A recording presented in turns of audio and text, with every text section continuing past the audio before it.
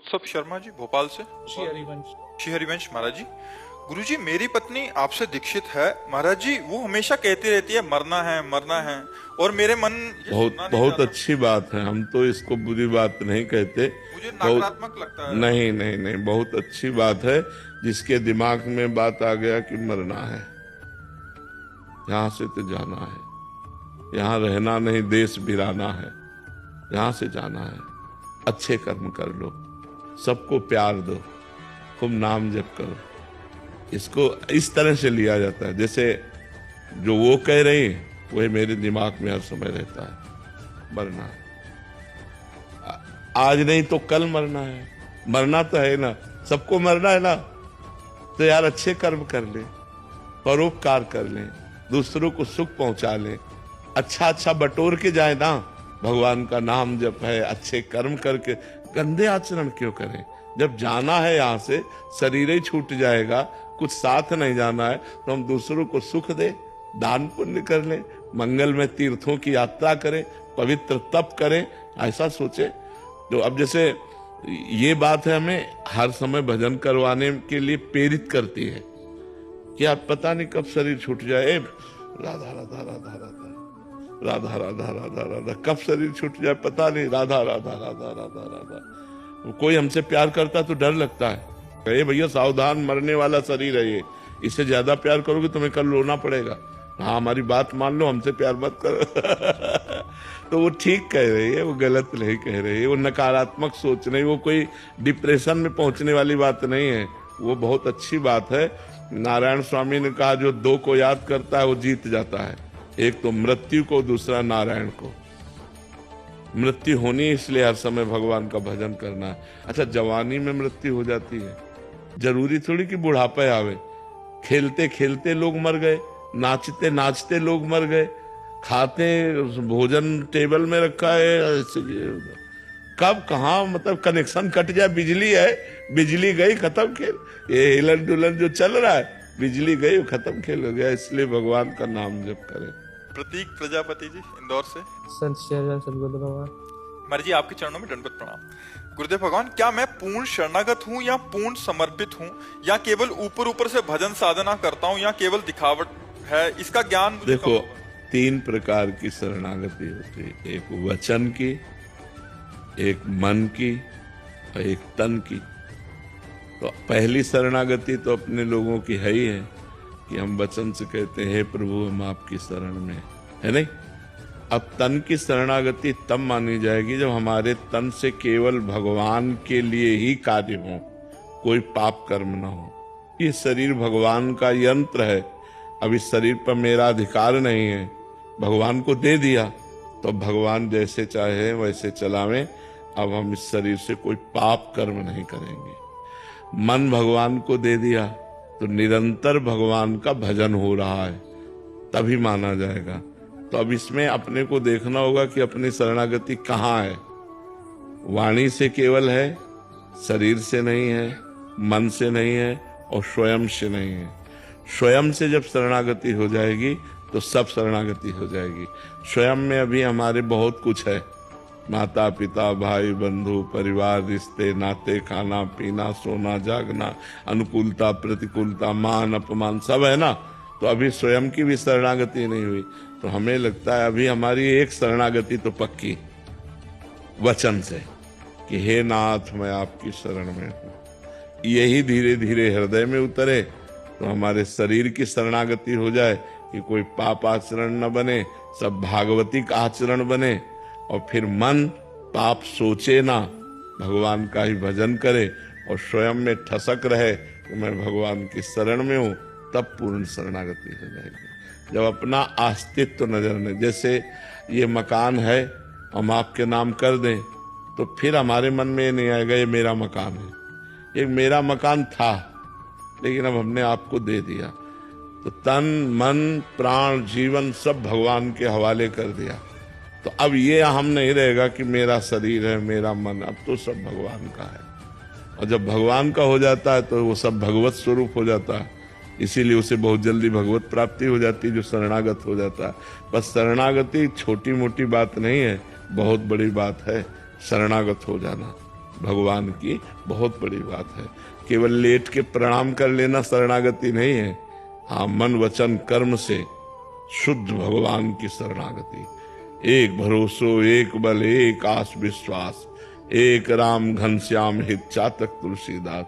मन वचन कर्म से केवल मैं भगवान का हूं और कोई पाप कर्म नहीं, निरंतर भगवान का चिंतन, तो ये शरणागति पुष्ट होती है। गुरुदेव भगवान समर्पण भाव कैसे आएगा? नाम जप करो, सत्संग सुनो, भगवान की कथाएं सुनो, तो हमारा मन भगवान की तरफ खींचे ना, तो भगवान की तरफ समर्पण होने लगेगा। समर्पण हो गया तो बचा क्या फिर? बहुत आनंद आ जाएगा फिर। शेफाली जी, राधे राधे महाराज जी। महाराज जी, अपना कर्तव्य हर किसी के प्रति निभाने के बाद भी अगर कोई खुश ना रहे तो हमें उस चीज को नहीं रहे, ये संसार का नियम है। आप किसी को प्यार करोगे, आप किसी को सुख पहुंचाओगे, वो पलट के ऐसी चेष्टा करेगा कि आपको दुख होगा, आपको रोना पड़ेगा। ये यहाँ संसार का नियम है। तो अब चूंकि अपने संत है तो अपने हैं कि जो हमें गाली दे उसका भी मंगल मनाए, लेकिन आप लोगों का हृदय इसलिए दुखी हो जाता है कि कम से कम यार हम तुम्हें इतना सुख दे रहे हैं, इतना अनुकूल हो रहे हैं, तो तुम प्यार से तो बात कर लो। लेकिन संसार ऐसा नहीं है।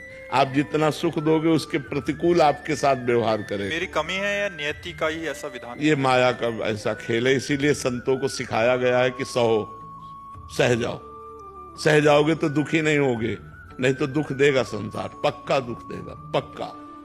कोई ऐसा नहीं, चाहे भाई हो चाहे कोई भी हो। बहुत सारे प्रश्न आते हैं। आप चाहे जितना आप सुख बिछा दो, अपना सब कुछ खाली कर दो, लेकिन जब तुम्हारा नंबर आएगा उससे जरा भी लेने का, तो आपको उसका चेहरा बदला नजर आएगा, चेहरा भी बदला नजर आएगा। संसार का खेल ऐसा है कि अगर आप वर्षों सेवा करो, एक बार प्रतिकूलता उसको लग जाए वो तुम्हें, तो हमें लगता है हम ऐसा ना देखें, हम भगवान को समर्पित करें। जो नेकी किया वो भगवान को समर्पित है। तुम बुरा करोगे, भगवान तुम्हें देख रहा है। हम अच्छा कर रहे हैं, भगवान हमें देख रहा है। हम अपनी अच्छाई न रोकें, लोगों को जो जैसा व्यवहार मनावे वैसा करें। हमारा कर्तव्य है लोगों के प्रति अच्छा व्यवहार करना, तो हम जीत जाएंगे। हमारे ऊपर भगवान प्रसन्न हो जाएंगे और हम भगवान की कृपा के पात्र बनेंगे। और जो बुरा करेगा तो उसको बुराई का फल मिलेगा। उपासना जी, कुरुक्षेत्र। श्री हरिवंश महाराज जी, महाराज जी, जब साधक का तपोबल बढ़ता है तो ये कैसे पता लगता है कि ये हमारा भजन सही चल रहा है अभी, या कहीं अभिमान तो नहीं आ रहा है? अभिमान जब आएगा तो उसका परिचय है कि दूसरों में दोष दर्शन होने लगेगा। अपने में गुण का भाव और दूसरे में दोष का दर्शन, ये अभिमान की पहचान है। अपने में गुणों को देखना, ये अभिमान का लक्षण है। अपने को मैं के आगे कुछ भी लगा लेना, वो दोष जनित हो जाता है। मैं तो वो फिर परेशान कर देगा। भगवान की कृपा से भजन हो रहा है। मेरी सामर्थ्य क्या कि मैं तप कर सकूं, भजन कर सकूं, साधना कर सकूं, ये तो हरि गुरु की कृपा है। तो सतमार्ग में हमारे पैर टिके हुए हैं, नहीं तो इतनी फिसलन माया की है कि न जाने कहाँ फिसल के हम चले जाते। ये तो गुरु की कृपा है, ये तो भगवान की कृपा है, ऐसा माना जाता है परमार्थ पथ पे। तब अहंकार प्रकट नहीं होता, अहंकार दब जाता है। हमारी भजन की स्थिति अच्छी है, इसकी पहचान हमारे अंदर विकारों का स्फुरण होना ही बंद हो जाए। जो काम है, जो क्रोध है, जो लोभ है, मोह है, इनका मूल कारण है विषय शरीरों का चिंतन। शरीरों का चिंतन, विषय चिंतन, इसका मूल कारण है दोषों का। ध्यायते विषयान पुंसान संगास्ते सूप जायते, संगात संजायते कामा, कामात क्रोधो भी जायते, क्रोधात भवति सम्मोहा, सम्मोहात स्मृति विभ्रमा, स्मृति भ्रंशात बुद्धिनाशो, बुद्धिनाशात प्रणश्यति। मूल कारण विषयों का ध्यान, विषयों का चिंतन, वही आसक्ति पैदा करता है काम की, वही कामना प्रकट करता है। कामना में बाधा लगने पर क्रोध आ जाता है, क्रोध आ जाने पर स्मृति भ्रम में पड़ जाती, मूढ़ता आ जाती, मूढ़ता आ जाने पर बुद्धि का नाश हो जाता है। बुद्धि का नाश ही सर्वनाश कहा गया है। जिसकी बुद्धि भ्रष्ट है उसका सर्वनाश निश्चित है। इसलिए हमें चाहिए कि हम शास्त्रों का स्वाध्याय करके, संतों की वाणी के द्वारा अपने मन को भगवान के चिंतन में लगावें।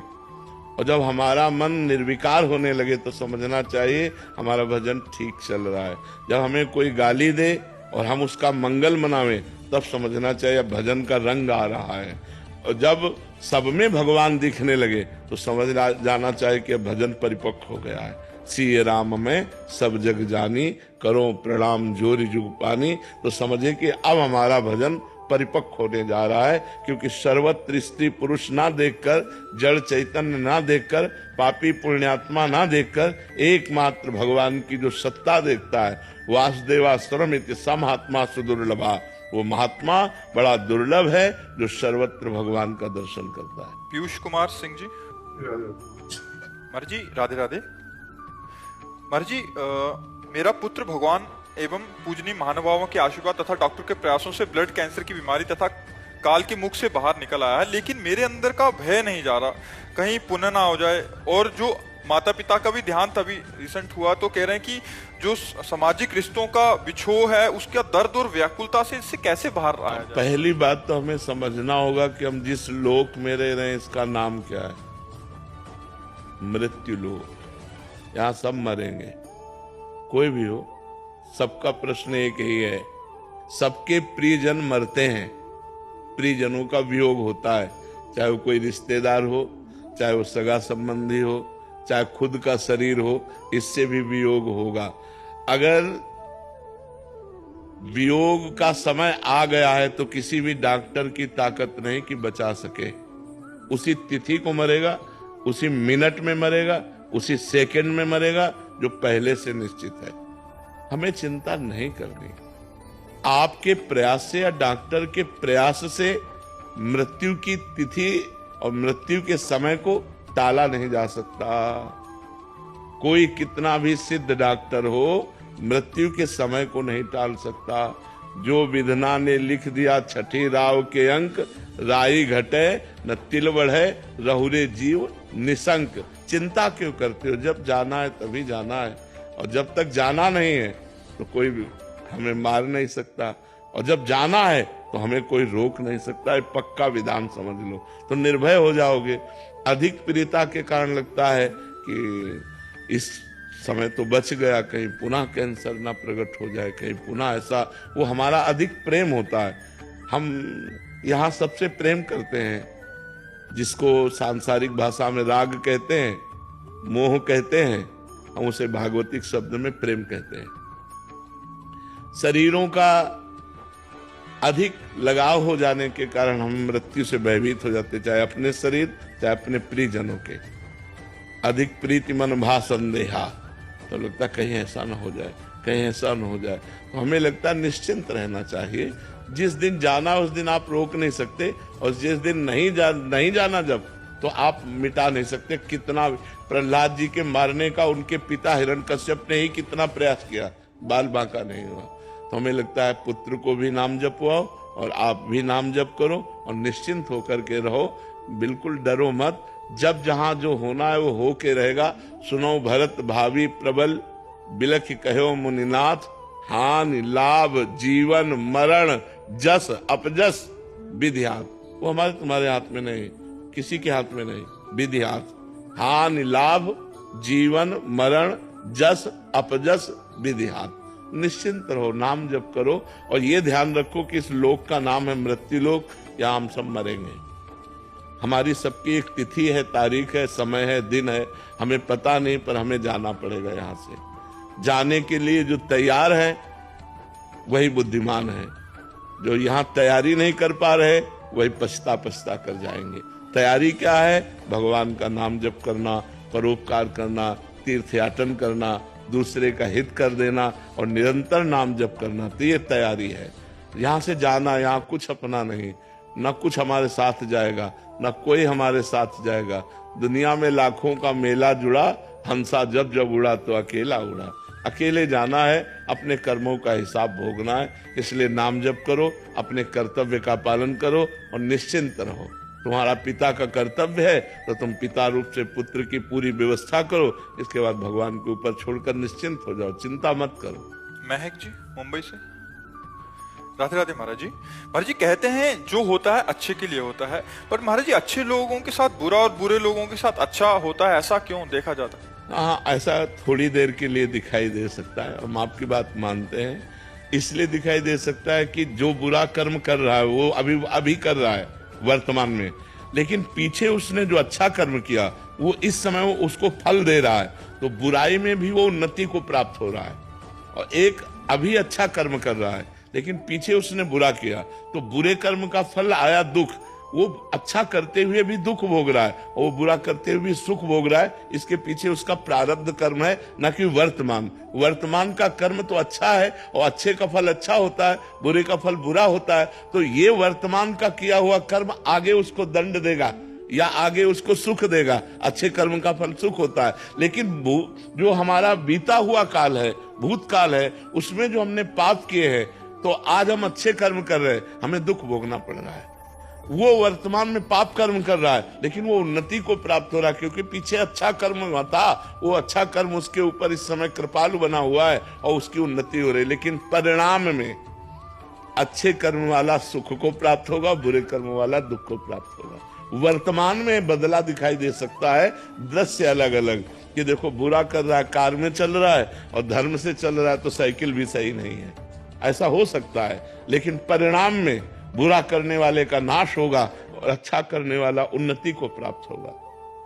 अंतरा जी, श्री हरिवंश महाराज जी, आप जैसा बोलते हैं कि अपनी राधा नाम की अटैची रेडी रखो और इस माया जाल से निकलो और ठसक लाओ भगवत प्राप्ति की। आपकी कृपा से ठसक तो बनी है, पर इस ठसक में और आगे प्रगति कैसे करें महाराज जी, और ठसक पूरी हो? निरंतर सुमिरन, संसार का चिंतन छूटे और प्रभु का निरंतर चिंतन हो, इसी से सब सद्गुण आ जाएंगे। संसार के चिंतन से ही सारे दुर्गुण आते हैं और परमात्मा के चिंतन से ही सारे सद्गुण आते हैं। तो हमारा संसार का चिंतन छूटे और प्रभु का चिंतन हो। नाम जितना जपोगे उतना ही आपके अंदर दिव्यता आएगी, उतना ही आनंद आएगा, उतने ही गंदी बातें नष्ट हो जाएंगी। दुर्वासना मम सदा परिकर्षयन्ति, जो हमारे अंदर दुर्वासना खींचती है, शरीर आकर्षण, भोगाकर्षण, रूपेक आकर्षण, मान सम्मान, ये चकाचौंध संसार की, ये मायाकृत है, ये सत्य नहीं है, अंत में तुम्हारे साथ जाने वाली नहीं है। तो हम निरंतर भगवान का चिंतन करने का अभ्यास करें। राधा राधा, कृष्ण कृष्ण, वाहेगुरु वाहेगुरु। जो जहां जहां जुड़ा हुआ है वो अपने गुरुदेव के द्वारा दिए हुए नाम का खूब जप करे, उसी से सब स्थिति आ जाती है। ममता शर्मा जी, महाराज जी, हम आपको 5 सालों से सुन रहे हैं, जीवन में बहुत सुधार आया है, बच्चों पर आपकी बहुत कृपा हुई है, बच्चे आपसे दीक्षित भी हैं। महाराज जी, हम पति पत्नी रामानंद संप्रदाय से दीक्षित हैं और बच्चे आपसे दीक्षित हैं। महाराज जी, मेरा प्रश्न है कि यदि हम घर पर 12 घंटे या 24 घंटे का नाम संकीर्तन करते हैं तो किस नाम का करें? बच्चे राधा नाम का बोलते हैं, हम महामंत्र का बोलते हैं, तो महाराज जी राम जी भी प्रसन्न हो जाएं, श्री जी भी प्रसन्न हो जाएं, इसके लिए क्या करें? देखो, अगर महामंत्र का करते हो तो राधा नाम है, और राधा नाम का करते हो तो महामंत्र है।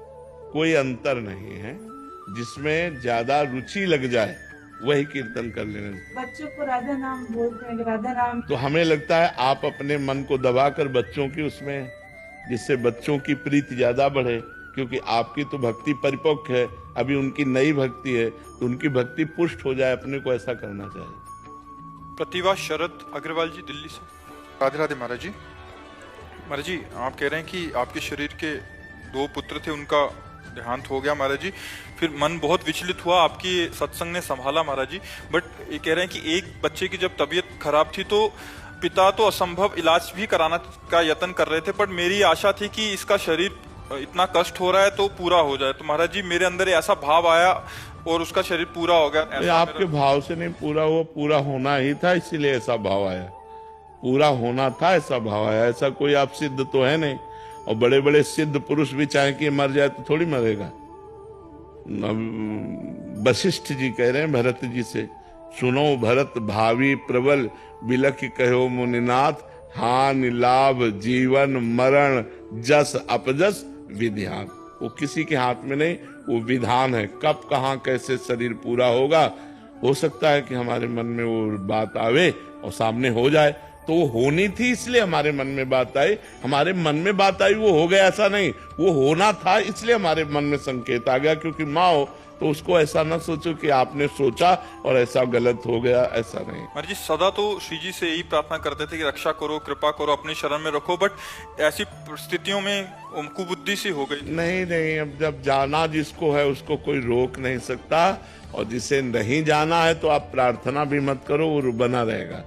जो हमारी अवधि है, जितने मिनट, जितने सेकंड, जितने घड़ी हमको जीना है उतनी घड़ी हम जिएंगे। कोई न कोई कारण लग जाएगा, हमारा शरीर पूरा हो जाएगा। तो हमको इसमें दुखी नहीं होना, क्योंकि इसका नाम मृत्यु लोक है। यहाँ सबके शरीर छूटने हैं, किसी का आज छूटा, किसी का कल छूटा। हाँ, क्या करके जा रहे हो, खास बात यह है। आप जा तो रहे हो संसार से, पर क्या करके जा रहे हो? मालिक का नाम लेके जा रहे हो, परोपकार करके जा रहे हो, अच्छे आचरण करके जा रहे हो, तो आपकी उन्नति हो गई। और अगर ऐसे ही जीवन बर्बाद करके नष्ट हो गया और शरीर छूट गया, तो मनुष्य जीवन जो दुर्लभ कहा गया है उसकी दुर्लभता का लाभ नहीं ले पाए। श्री हरिवंश महाराज जी, महाराज जी मैंने कुछ ही दिन पहले कॉलेज जाना शुरू किया है। वहाँ जब मैं अपने सहपाठियों से बात करती हूँ तो वो हमेशा लड़कों और अपने बॉयफ्रेंड्स की ही बात करते हैं, जिसकी वजह से मुझे उनसे बात करना अच्छा नहीं लगता। जब बात नहीं करती तो अहंकारी कहते हैं। हाँ, वो अहंकारी ठीक है, लेकिन बात करना ठीक नहीं। अहंकारी को हमको कहें या हमको बेवकूफ कहें या पुराने जमाने की कहें, ये बात ठीक है, लेकिन हमको ऐसे बच्चों से बात नहीं करनी जो हमारे अंदर गंदी बातें डालें, जो गंदे संस्कार डालें, जो गंदे मार्ग में बढ़ने के लिए कहें। मित्र वही होता है जो अच्छे मार्ग में बढ़ावे, कुपंथ का त्याग कराकर सुपंथ में चलावे, उसे मित्र कहते हैं। बिल्कुल आप अपने को सुरक्षित रखिए। देखो, जब तक आप पढ़ाई में हो, जब तक आप अपने जीवन को किसी पद पर, किसी उन्नति पर ना, तब तक मनोरंजन में मत लगो। ये जो देह का गलत संबंध है, ये तुम्हारे मन को इतनी जल्दी खींच लेगा कि फिर पढ़ाई में भी मन नहीं लगेगा, आपको अपने मम्मी पापा की आज्ञा का पालन करने का मन नहीं लगेगा। धीरे धीरे आप व्यसन में उतर जाएंगी, धीरे धीरे आप गंदे आचरणों में उतर जाएंगी। तो जो आप हमारे देश में आकर के कोई उन्नति करने वाली थी, वो आपसे नहीं फिर हो पाएगी। देखो, हमारे देश में आजकल माताओं बहनों का बहुत बड़ा स्थान है। राष्ट्रपति भी हमारे देश की देवी ही है। तो ऐसा नहीं कि बच्चियां, देखो बच्चियां जाकर बॉर्डर में राइफल गन लिए हुए गोली खाने के लिए तैयार है। कभी भी कहीं से भी गोली आ सकती है, लेकिन हमारी बच्चियों में कोई कमी, वो पूरे। पर अगर हम स्कूल पीरियड में ही अपने मन को विभाजित कर देंगे व्यसन में, व्यभिचार में, ये गंदी बातों में, तो हम आगे उन्नति कैसे प्राप्त कर पाएंगे? अभी हम बच्चे हैं। जब आप बॉयफ्रेंड बनाओगे, जब आप गलत विचारों में फंसोगे, तो एक दूसरे के विचारों का आकर्षण होगा और वो तुम्हारे चिंतन पर दबाव डालेगा, चाहे वो कामासक्त करके, चाहे वो काम क्रीड़ा के बाद का दबाव। वो दबाव आपको धीरे धीरे व्यसन की तरफ ले जाएगा, और व्यसन का दबाव पतन की तरफ ले जाएगा। देखो, बच्चा बोला ना कि हम जब स्कूल में जाने की, तो स्कूल के हमारे मित्र हमको ऐसा, और अगर हम वैसा नहीं चलते तो हमें अहंकारी। तो अब इस बच्चे से पूछो कि तुम्हारे संग में कितने ऐसे हैं जो तुम्हारा साथ देने वाले हैं?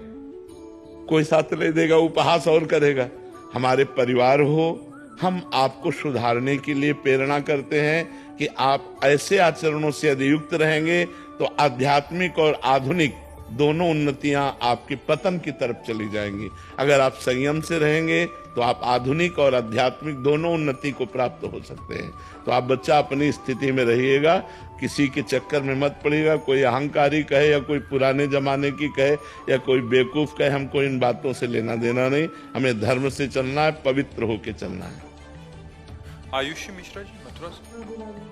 राधे राधे महाराज जी। महाराज जी, मैं भगवान हनुमान जी को इष्ट मानती हूँ एवं सीताराम जी का जप करती हूँ, परंतु मुझे कृष्ण भगवान और दुर्गा माता से भी प्रेम है। देखो, अभी प्रेम नहीं है, बात समझो, अभी प्रेम नहीं है, अभी उपासना और साधना चल रही है।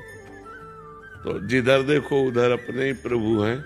दुर्गा जी में देखो तो अपने प्रभु दिखाई देते हैं कि माँ है, भगवान शंकर में देखो तो पिता है, गणेश जी में देखो तो बप्पा है, जहां देखो अपना ही प्रभु दिखाई दे रहा है। लेकिन इसे प्रेम नहीं कहते, ये उपासना है, भक्ति है। लेकिन जब प्रेम आएगा वो एक में होगा। प्रेम गलियति सांकरी तामे दोनों समाए, फिर एक में होगा। हमारी जबान कट जाए अगर दूसरा नाम निकले, रसना कटो जो अन रटो, निरख अन फुटो नैन, श्रवण फुटो जो अन सुनो, श्री राधा जसबैन। देखो उद्धव जी समझाने आए गोपी को कि श्री कृष्ण ब्रह्म है, आत्मा है, वो कभी तुमसे बिलग हो ही नहीं सकते। तो गोपी जन कहती उद्धव मन न भय 10-20, अब एक हो तो सो गयो श्याम पे, अब को आराधे ईस। एक मन था वो श्याम सुंदर ने चुरा लिया, अब तुम ये ब्रह्म ज्ञान कह रहे हो, कौन तुम्हारा ब्रह्म ज्ञान सुने? तुम किसी और को सुनाओ जाकर। नाही न रहे हो हियमा ठौर, नंद नंदन अछत वाणी। जब नंद नंदन हमारे हृदय में विराजमान, अब जगह नहीं रह गई तुम्हारे ज्ञान सुनने की, तुम्हारे ज्ञान सुनने की अब जगह नहीं रह गई। इसे कहते हैं प्रेम। श्री कृष्ण प्रेम, राम प्रेम, शिव प्रेम, वही एक परमात्मा है। पर जब प्रेम होगा तो फिर दो नहीं, फिर एक में होता है। जैसे भगवती अम्बा पार्वती जी भगवान शिव के लिए तपस्या कर रही, तो सप्त ऋषिजन आते हैं, पूछते हैं कि देवी आप किस लिए इतनी कठोर तपस्या कर रही? सूखा बिल्व पत्र खा के, सूखा बिल्व पत्र एक ऐसे पाके तपस्या करते थे। अपर्णा नाम पड़ा तभी माता जी का। तो उन्होंने कहा भगवान शंकर को पति रूप में प्राप्त करने, न मकान है, न ऐश्वर्य है, न वैभव, चिता की भस्म लगाते हैं, बरगद के नीचे रहते, ऐसे वर्णन करने लगे क्योंकि उनको परीक्षा लेनी थी। हम तुम्हें ऐसा दूल्हा दिलाते हैं जो त्रिभुवन पति है, भगवान श्री हरि। तो माता जी ने क्या कहा था? माता जी ने कहा महादेव अवगुण भवन और विष्णु सकल गुण खान। माना आपकी बात, लेकिन जही कर मन जही सन रमे, ते ही संतान। कोटि जन्म लग रगर हमारी, बरऊ सम्मुनत रहो कुमारी। करोड़ जन्मों तक मैं जन्मूंगी और हर जन्म तपस्या करूंगी और यही मांगू कि भगवान शिव हमारे पति हो। कोटि जन्म लग रगर हमारी, बरऊ सम्मुनता रहो कुमारी। अब वरण करूंगी तो शिव को ही, नहीं तो कुंवारी शरीर त्याग दूंगी और फिर भजन करूंगी, फिर भगवान शिव को प्राप्त। ये है प्रेम कि दिखा रहे कि विष्णु से कोटि जन्म लग रगर हमारी, बरऊ शंभु न तरह कुमारी। तो जब प्रेम आएगा वो एक में हो जाता है।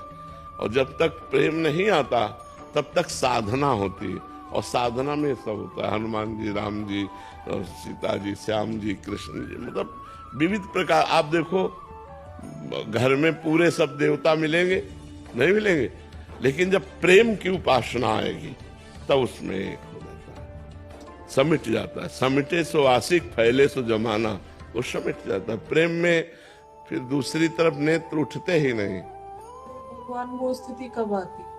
करती रहो, नाम जप करते रहो, नाम जप करती रहो, यही साधना करती रहो। जब हम शुरुआत किए थे ना, तो इतनी चालीसा पाठ करते थे, हनुमान चालीसा, शिव चालीसा, ये चालीसा, वो चालीसा, ये पाठ, वो पाठ।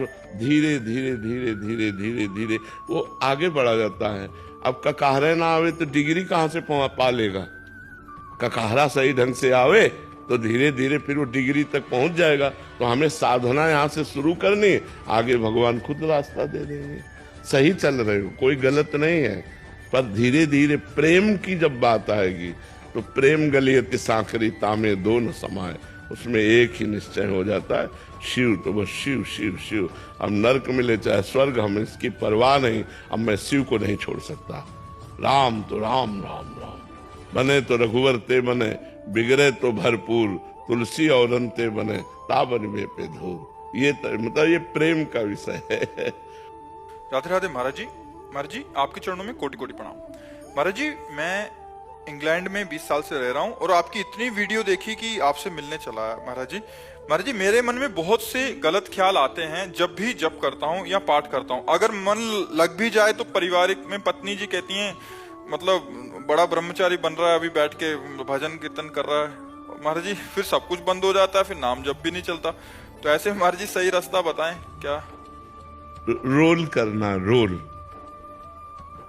अभिनय। पत्नी के साथ पति का जैसा अभिनय चाहिए वैसा ही करो, नहीं देखो उत्तर मिला ना बड़ा, फिर वो गड़बड़ हो जाएगा। उसको लगना चाहिए कि आप उसके पति और आप पति धर्म का पालन कर रहे हैं। हंसना, बात करना, उसमें भी भगवान विराजमान है। और एक पति का जो कर्तव्य है अपनी पत्नी के प्रति, उसका निर्वाह करना, अंदर ही अंदर नाम जप करना और बाहर व्यवहार संसार का करना।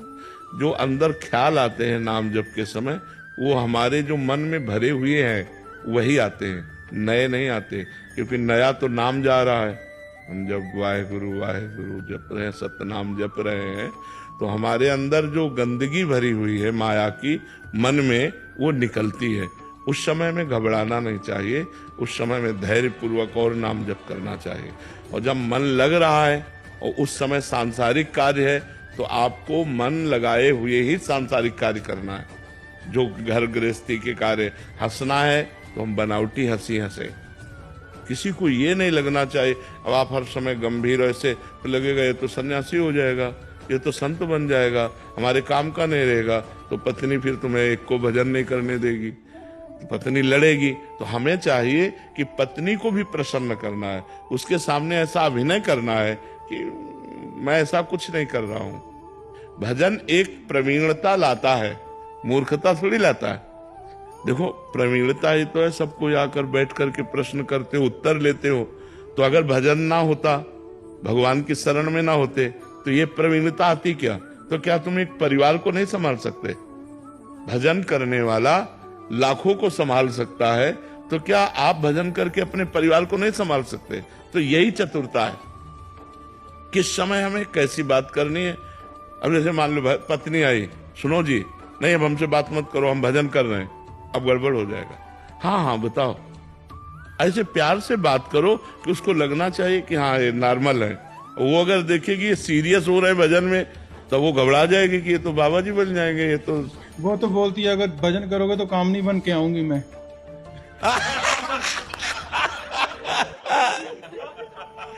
ये, और अगर तुम ठीक अभिनय करोगे तो अर्धांगिनी बन के रहेगी।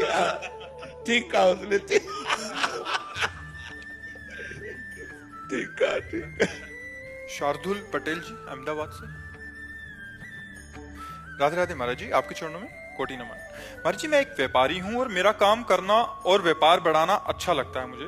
उसमें कभी आगे से पैसा अटकता है तो हमारे व्यवहार भी ऊपर नीचे होता रहता है। तो क्या इसका हमें पाप लगता है या नहीं? व्यापार बढ़ाने में ऐसा लगता है कि ज्यादा लोगों को काम मिल रहा है, पर इस चक्कर में हमारा जो भजन मार्ग है वो छूटता है महाराज जी। तो क्या इसको बढ़ाने का अंदर उत्साह रखना चाहिए या रुक जाना चाहिए? नहीं, करना चाहिए, व्यापार करना चाहिए। जो हमारे समाज के लिए, परिवार के लिए, हमारे खुद के जीवन के लिए आवश्यक है।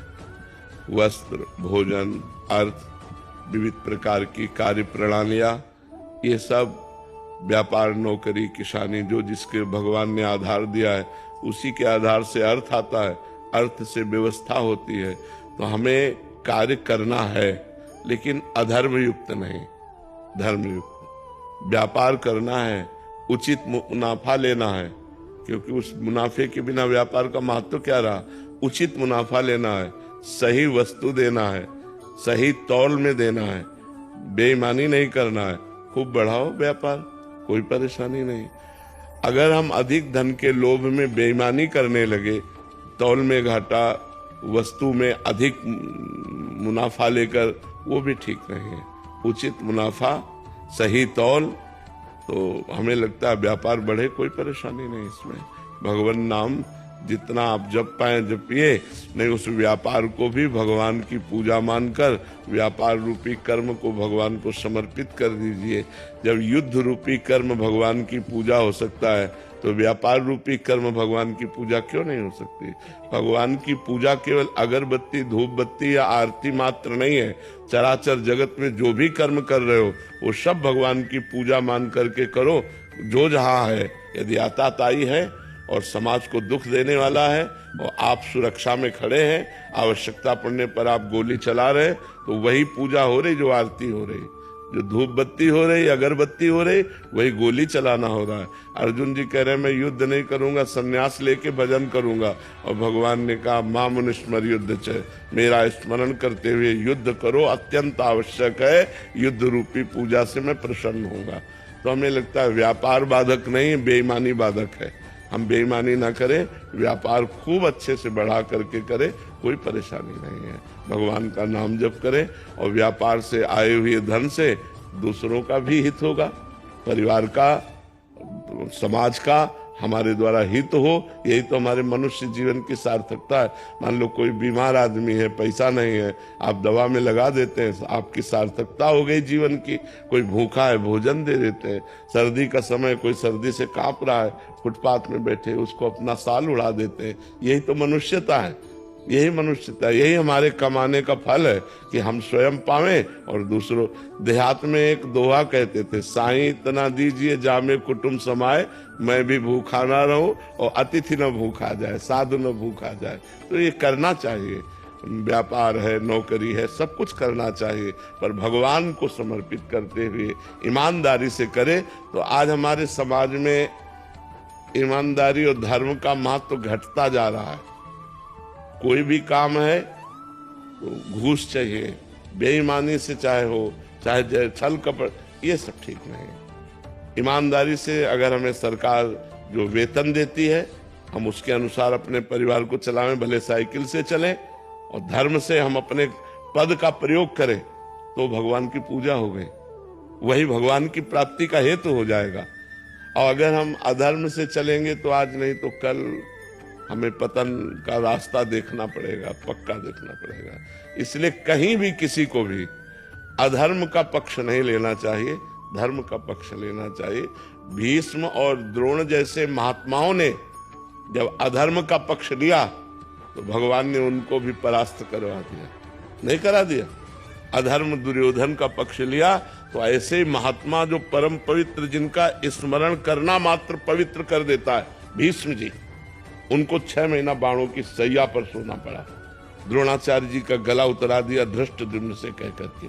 तो हमें लगता है हम धर्म का पक्ष ले, नमक रोटी खाएं, धीरे धीरे वो बढ़ता जाए। संपत्ति वो अच्छी बात है, एकदम शॉर्टकट से बड़े आदमी बनने की कोशिश न करे, नहीं तो माया फिर गिरा देती है।